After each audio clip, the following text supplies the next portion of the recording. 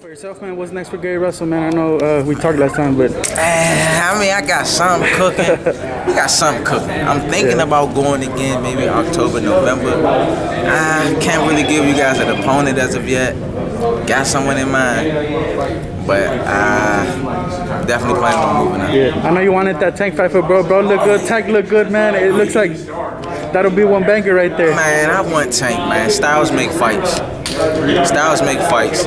This isn't the first time that we seen Tank come from behind on the scorecards. He was behind the scorecards? Hell yeah, he was behind on the scorecards. He was losing when he was fighting Leo Santa Cruz. Was he?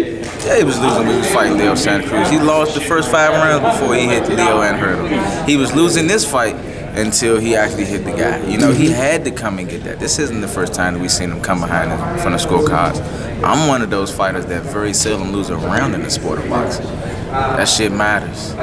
It matters. I ain't one of them guys that's gonna lose focus halfway in between the fight or mid-fight. It's not gonna happen.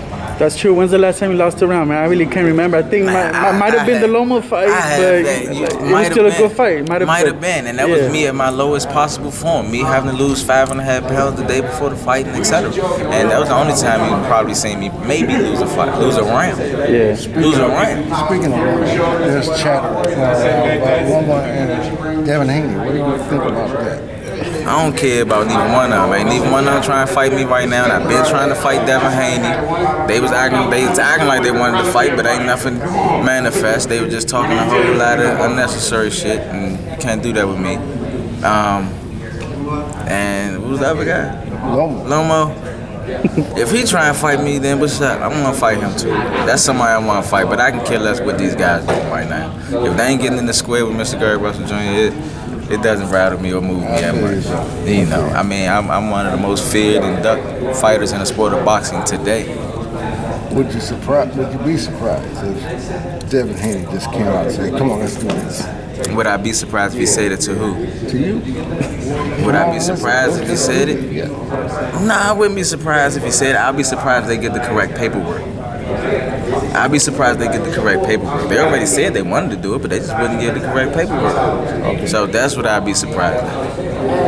Cool. Appreciate you, Gary. Thank you, man. Like always, good stuff. Gary, when you seen Rigondeaux and you told him he was the one that slept through the cracks, oh yeah. Just tell us a little bit about what you mean by that. I mean, in the amateurs, like I say, I never wanted to become a world champion. It was never a goal of mine. I always wanted. I came up in that era where I wanted to be an Olympian. You know, Rigondeaux was one of the most decorated Olympians around that time when I was competing, and he was in my weight class. So hell yeah, I want to fight whoever's supposed to be the best. I want it. I need to test myself. I need to challenge myself. I know I can get him. Let me see. Let's put this shit on the line. I was one of them type of guys, and we never got an opportunity to meet in none of the tournaments, in the World Cup, the World Games. We never competed. I always wanted to fight him, and one time I got sick. I had gotten sick, and I didn't compete in one of the tournaments. I think it was the Pan Am Games or something. And Rashi Warren, he was competing in the weight class under me, because I was at 119. And he moved up and fought in my weight class because I didn't fight. He didn't want to lose the weight, so he fought in my weight class because I didn't fight, and he got the chance to fight Rigondeaux.